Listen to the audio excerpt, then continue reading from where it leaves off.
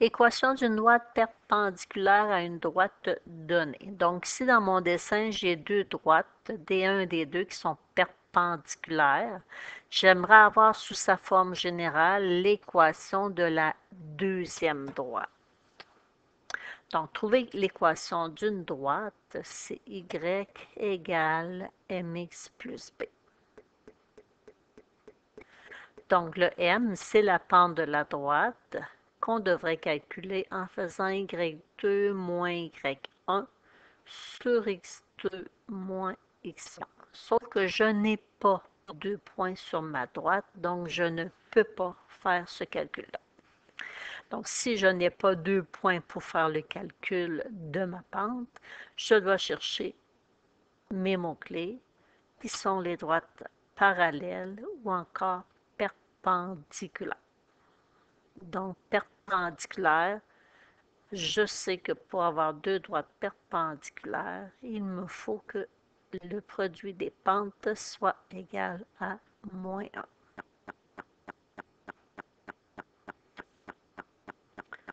Donc, je vais utiliser l'autre droite pour me permettre d'aller chercher la pente de la droite que je cherche. Fait que la droite qu'on me donne, dont j'ai les informations, je l'appelle ma D1, puis celle que je cherche, je l'appelle la D2. Donc, ma droite D1, je vois que j'ai deux points sur ma droite, le point moins 4, 4 et le point 4, 1. Fait que je vais en choisir un comme étant mon x1, y1, l'autre mon x2, y2. Fait que je fais le calcul de la pente de ma droite D1, fait que je vais l'appeler M1.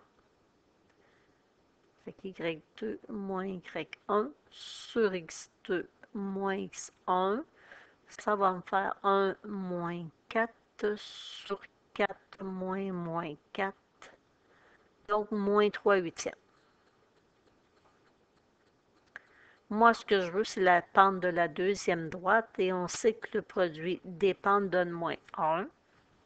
Donc, on va l'écrire, perpendiculaire.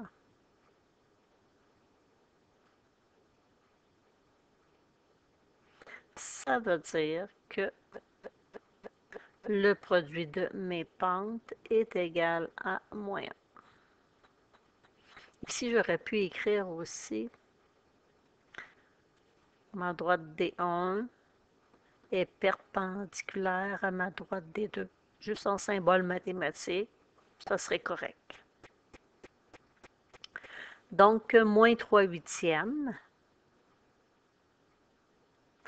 fois quoi me donne moins 1. Ben, on va isoler.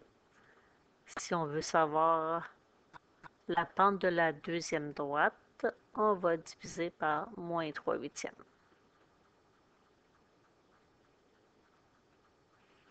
Donc, la pente de ma droite 2, c'est 8 tiers.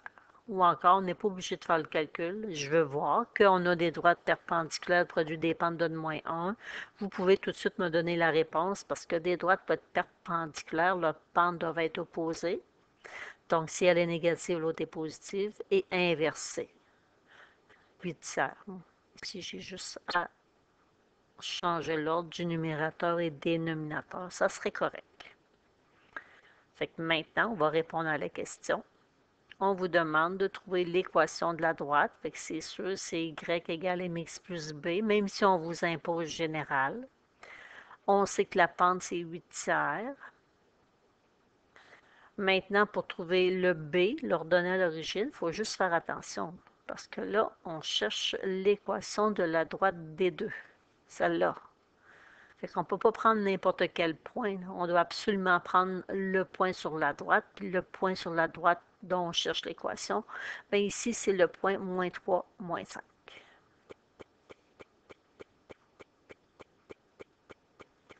Donc, moins 3, moins 5, c'est mon point. Je remplace x par moins 3, y par moins 5. Fait que moins 5 égale 8 tiers fois moins 3 plus b. Et on fait le produit. 8 fois moins 3 divisé par 3, ça fait moins 8 plus b.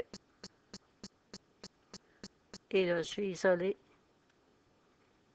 plus 8 de chaque côté.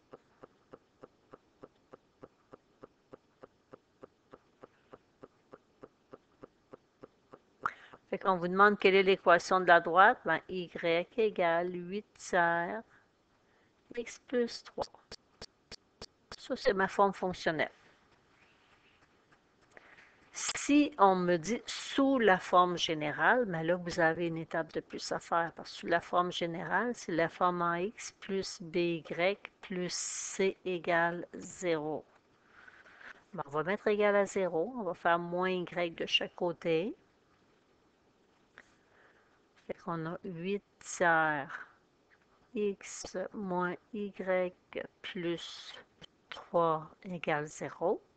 Ensuite, on ne peut pas avoir de fractions ou de nombres en décimales comme paramètre A, B, C. Donc, on va mettre l'équation sur un dénominateur commun. Fait qu'on va mettre ça sur 3. Fait que le 8x est déjà sur 3.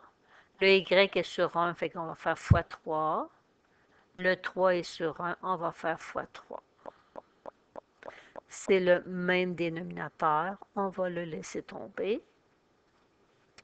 La réponse, 8x moins 3y plus 9 égale à 0. Fait que ça, c'est l'équation de ma droite sous la forme générale.